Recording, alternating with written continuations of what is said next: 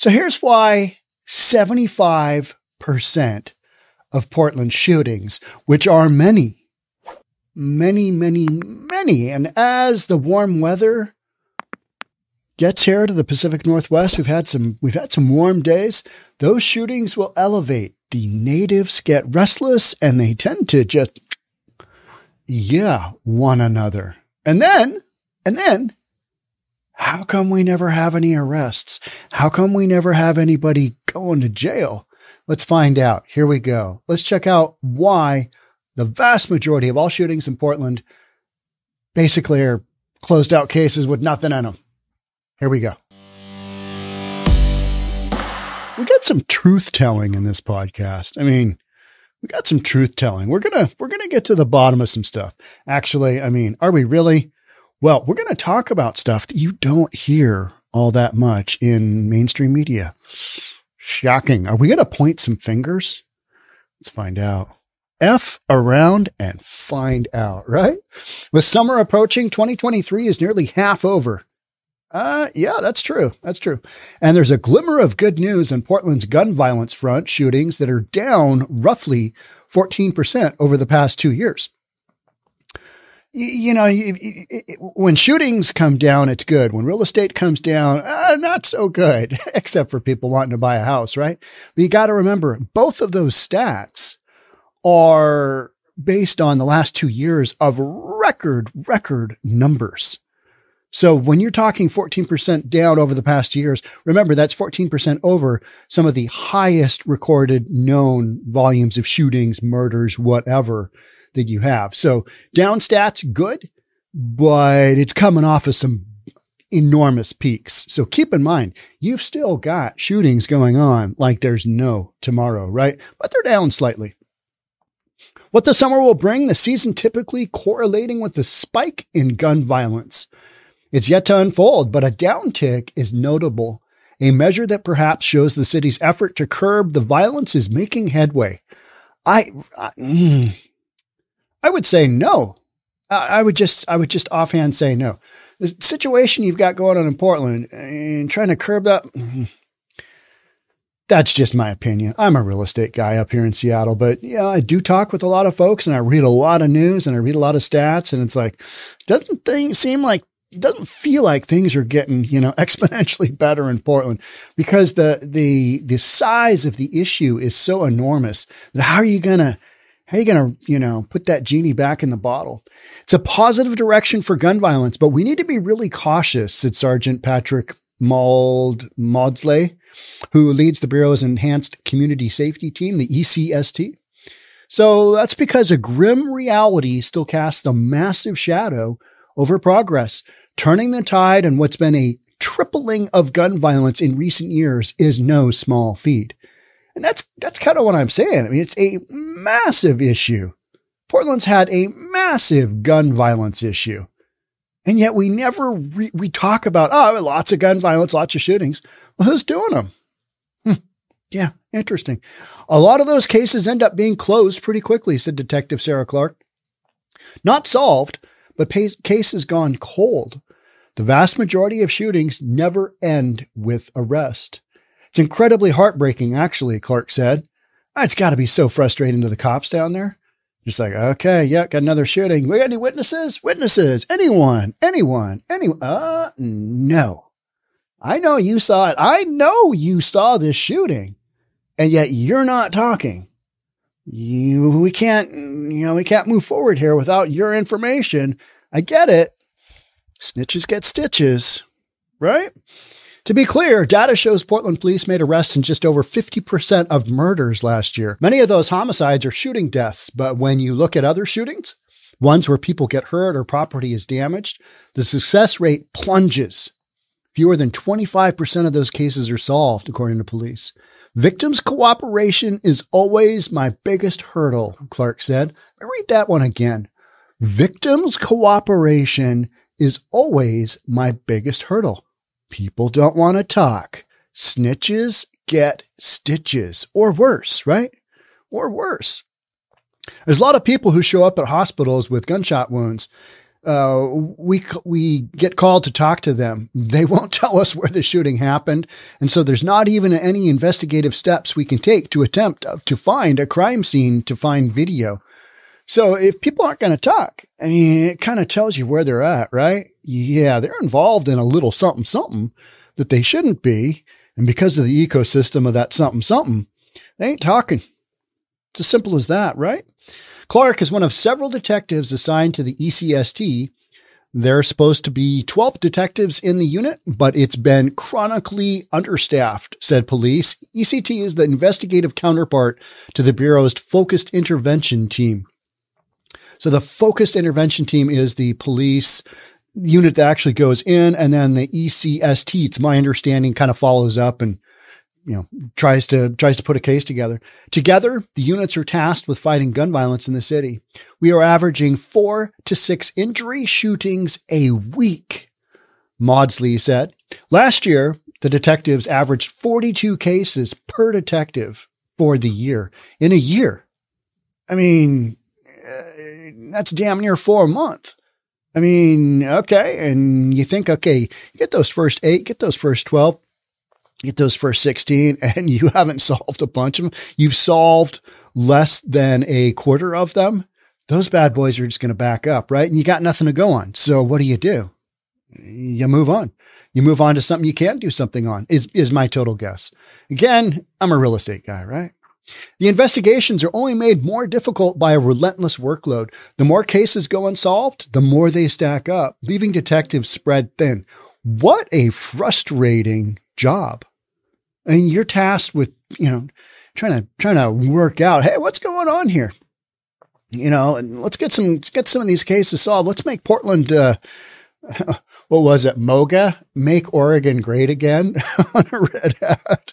It's like, okay, that's never going to fly. But I mean, it is. We're trying to make Oregon great again, trying to make Portland great again, trying to make, bring it back. Let's, put the band back together and get this thing going. And yet if nobody's cooperating, how's that going to go? It's not. It's going to be dead case, right? I am so overwhelmed a lot with how many cases we get, Clark said. He's just got that many cases and he can't solve them. Frustrating. These days, police don't even bother investigating most non-injury shootings. Nobody got shot. Whatever. On to the next. Because they're going to have to go on to somebody who does get shot. Maybe somebody gets killed. You got to prioritize, right? You've only got bandwidth for so much investigative work that, all right, that makes sense. And then people who are, anti-guns want to say, well, the police aren't doing enough. They're not doing their job. It's like, have you been following the news at all? Well, no, not really. I just know that guns are bad. According to police, roughly half of shootings in the city involve gangs. What? Good Lord. Let's read that again. According to police, roughly half of shootings in the city involve gangs. Okay. There are about 30 gangs in Portland, and around a dozen of them are believed to be responsible for the majority of gang-involved gun violence. 30 gangs in Portland, dozen of those, so less than half of those, believed to be responsible for the majority of gang-involved gun violence. And what we're saying is that a lot of these shootings involve gangs, period. We know who the players are. We know who the gangs are. We've identified 30 of the gangs. We know that 12 of those 30 gangs are responsible for a vast majority of what you got going on. So why don't we arrest them and throw them in jail? Because it's difficult to build these cases, right? And you got a little thing called defund the police that happened in Portland. And so the cops are spread thin doing what they can do. I'm not trying to defend all cops, but this is just, here's your side. This is what happens when you defund the police. You do not have enough bandwidth to cover all this. Also, politically in Portland, you don't have the players involved who are going to go after gangs. You just don't.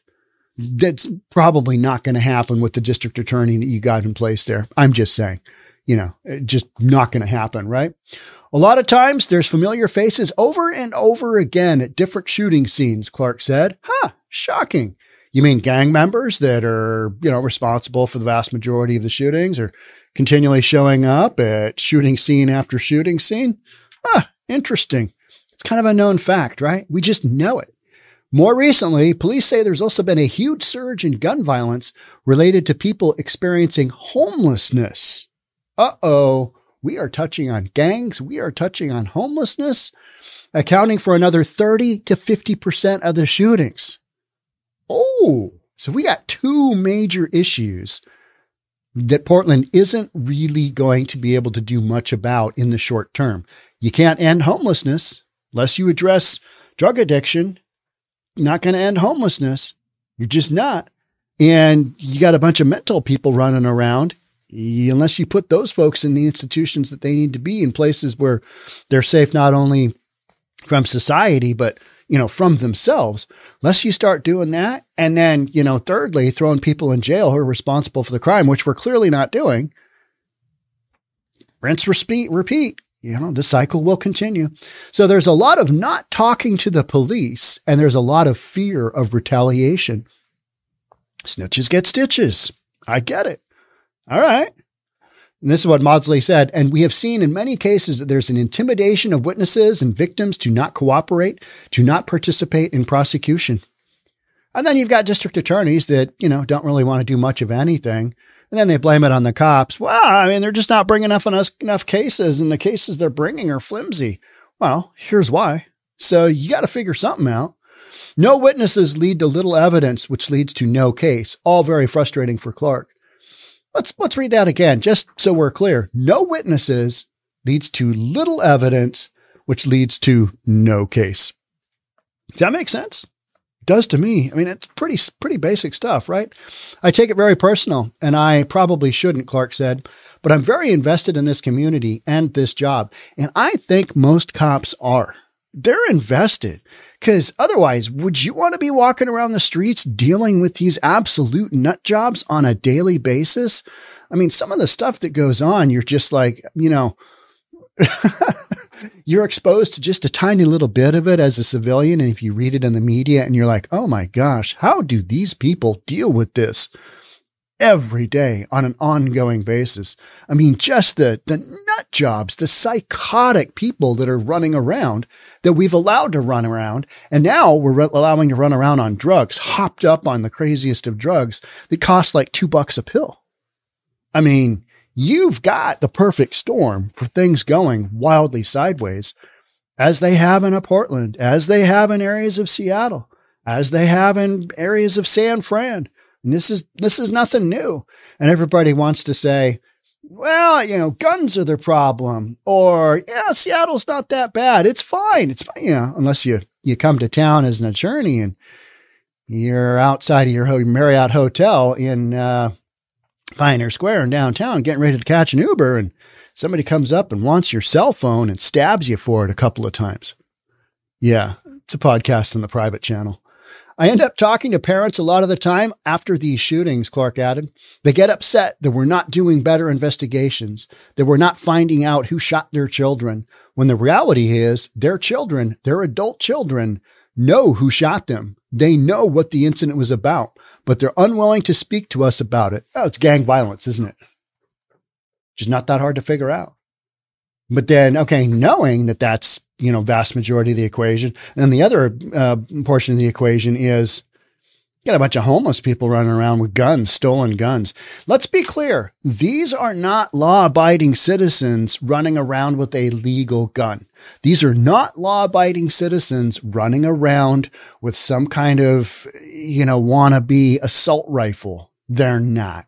They are, oftentimes they're either felons, convicted felons, or they're homeless folks that are out of their mind, that have stolen a gun, gotten a hold of a gun, but not in any legal sort of manner, right? Reading a story the other day. I was down in LA. Two homeless dudes are going at it. One guy whacks the other guy's hand off with a sword. I'm always talking about swords, because how do homeless folks, I'm just going to grab this sword and nobody will notice I have a sword on me. And I'm going to get in a little tussle with somebody else and whack. Off with your hand. Some of the stuff that I read through is just like, what? Okay. It makes sense, right? It makes sense. If you're a nut job and you're trying to defend yourself and you're homeless and your back's up against a wall and you got a sword and the other guy's coming at you, there you go. Kind of problem solved. Yeah, it's Stumpy going to the hospital, right? The violence, said police, has only grown more alarming as officers notice trends of younger teens and children becoming involved in shootings, as well as a dramatic increase in the number of bullets fired. Shooting I was reading about yesterday in Portland, I believe, was a 12-year-old doing the shooting. A 12-year-old, 6th grade. Man, I think I'd shot a 22 out in the woods, maybe once at that point. But, you don't point it at other people unless you intend to kill them. It's what we got going on. We regularly have shootings where 50 rounds are fired and all these bullets are going somewhere and impacting something.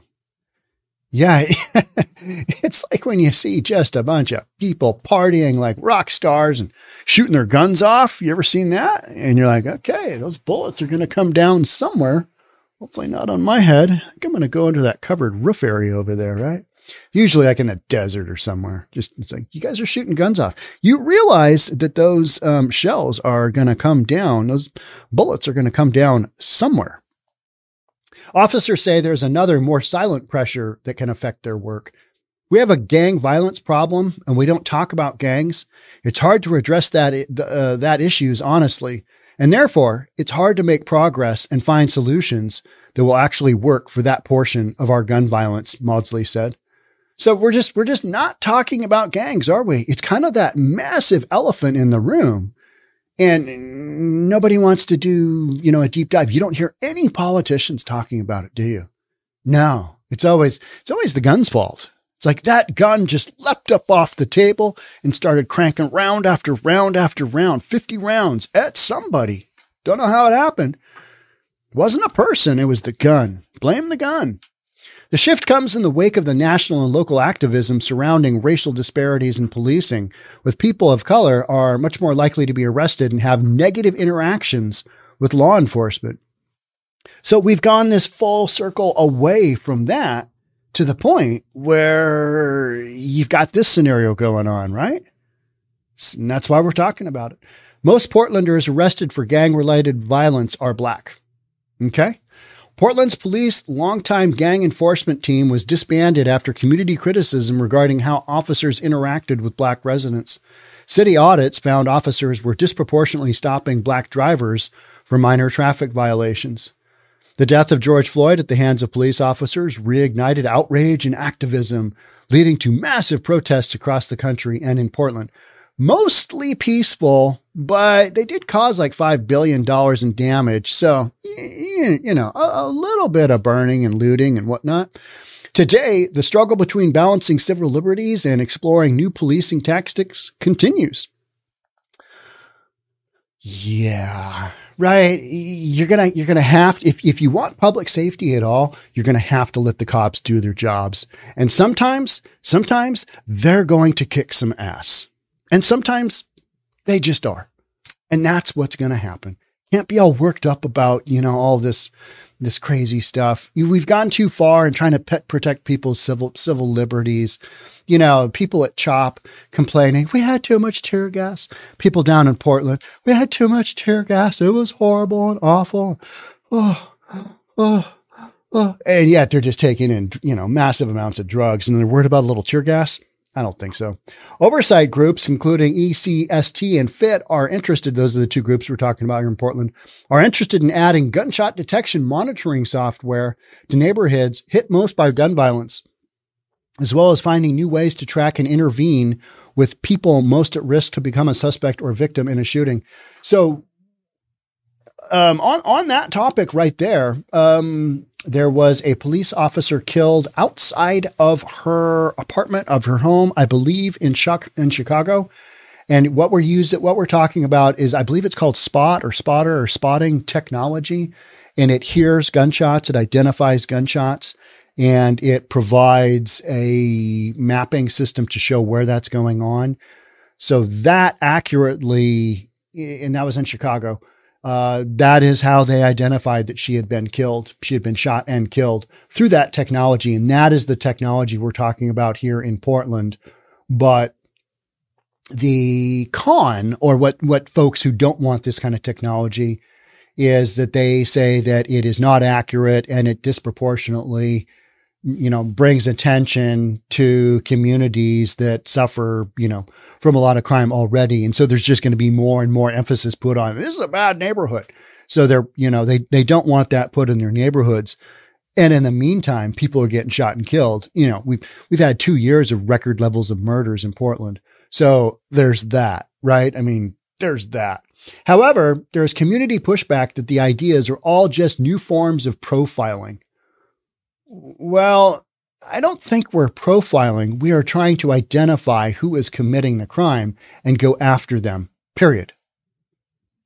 And if you don't like that, maybe you're on the wrong end of this equation. Maybe you should rethink your career path, right? So that's one of our challenges, Maudsley said. How do we create that list? Where do you get that information from? And how do you vet that information so any biases are removed from that and you are just collecting that data? Good question. Yeah. Maudsley has hoped that some solution is out there, telling Fox 12 that perhaps university researchers can get involved in setting parameters around tracking criteria around lists and data collection. I think it probably has more validity in the community, Maudsley said, having that technology in the community. So the community is providing the information instead of, policing, and then you can't blame it on the cops. The cops just want the info, right? They just want to do their jobs. And it's not that tricky to figure out. As for Clark, she says building rapport with victims and their families is crucial for trust.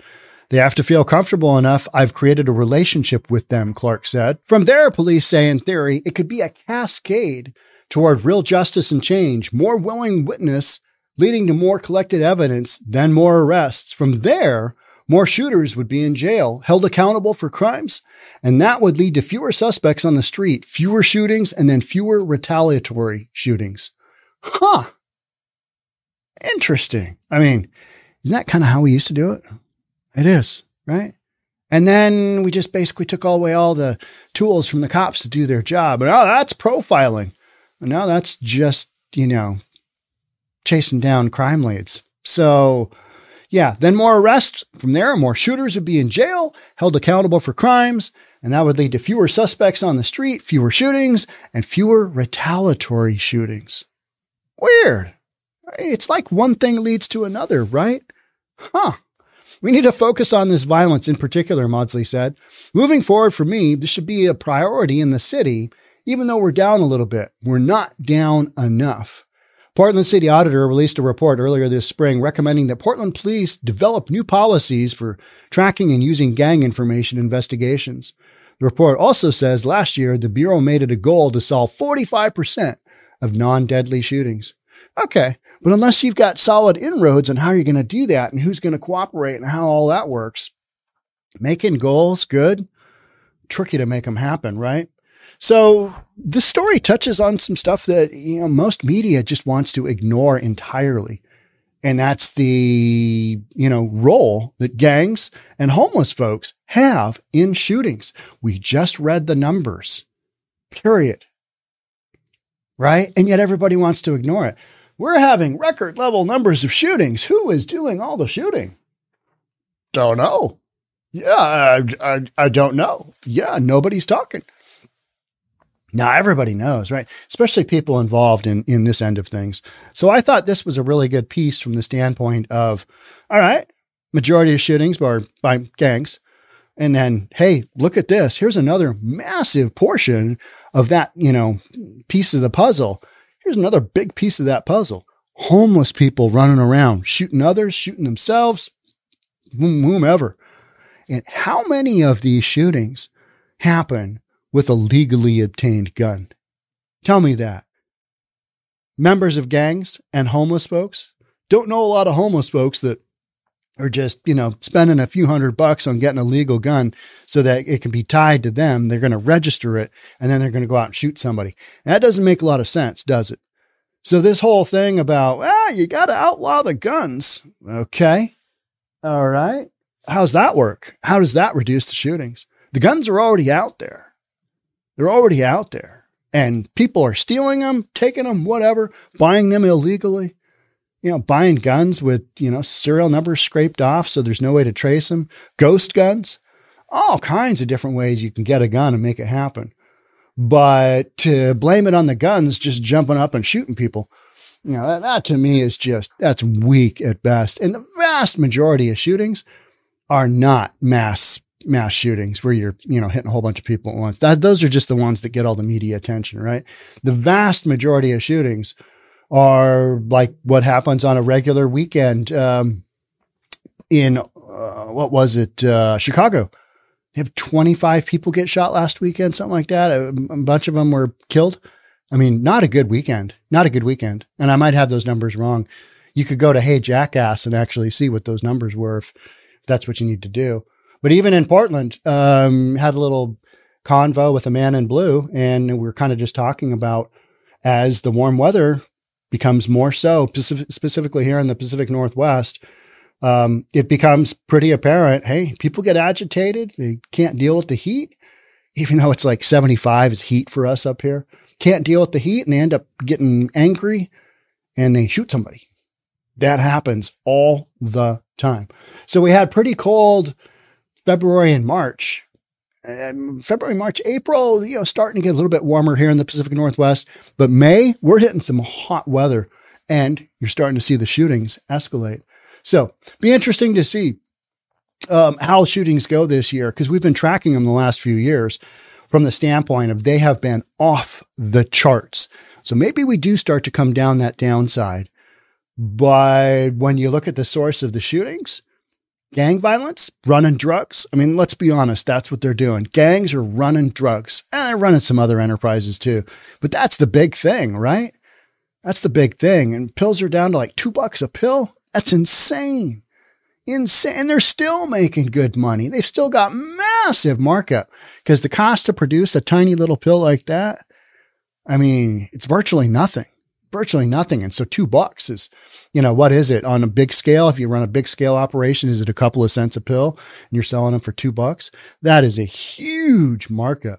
So when you're talking about gangs running that end of things, along with the homeless folks, I mean, they're not going away. They're going to go somewhere, but you still got them running around. Why would you have these, numbers of shootings de-escalate quickly? Till you put some folks in jail, till you put some people in mental institutions or a combination, I don't think you're going to see much of these. I think the cops are doing what they can, but like the numbers say, it's an uphill battle. They are undermanned and, overrun with caseload. So, what are you going to do? You're going to hope for the best, kind of like this article does, and says, hey, I hope we can get a handle on this. It'll be an interesting one to follow, but I thought this was a good piece from the standpoint of it just calls out what we kind of already know and just says, responsible for shootings. Same deal. There you go. Thanks so much for being here. Make sure you subscribe so the next time I talk about this kind of topic, you'll get notified. Hit that notification bell. Share with your family and friends. Check us out on Discord. I put all these articles up on our Discord channel. It's just a communication channel. It's free. It's called Reasonable Plus. Maybe some of you guys are getting into Discord. There's just lots of channels out there, lots of people talking about all kinds of stuff. And then don't forget to check us out on reasonabletv.com. That is our subscription channel. It's where I talk about, some of the shootings and actual things happening where we can't, get into that on normal channels because censorship. Thanks for being here. We'll catch up soon. Talk then. Bye for now.